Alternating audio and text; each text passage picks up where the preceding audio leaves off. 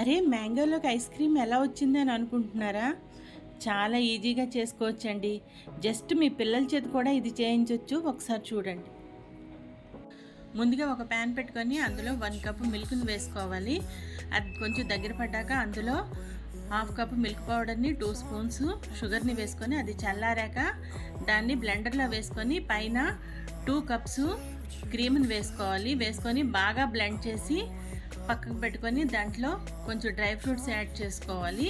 తర్వాత ఒక మంచి మ్యాంగోస్ని 2 తీసుకొని బాగా కడిగి పైన చిన్న పీస్ని కట్ చేసి పక్కన పెట్టుకొని లోపల టెంకని మనం నైఫ్ సహాయంతో తీసేయాలి. తీసేసి ఆ ప్లేస్లో మనం తయారు చేసుకున్న ఈ ఐస్ క్రీమ్ని ఫిల్ చేసి ఓవర్ నైట్ మనం డీప్ ఫ్రిడ్జ్లో పెట్టుకోవాలి. తర్వాత మార్నింగ్ సరికి ఇది ఇలా గట్టిపడుతుంది. ఇలాంటప్పుడు పీలర్ సహాయంతో దాన్ని పీల్ చేసుకొని ఇలా రౌండ్ పీసెస్గా కట్ చేసుకోవాలి. మన ఐస్ క్రీమ్ రెడీ.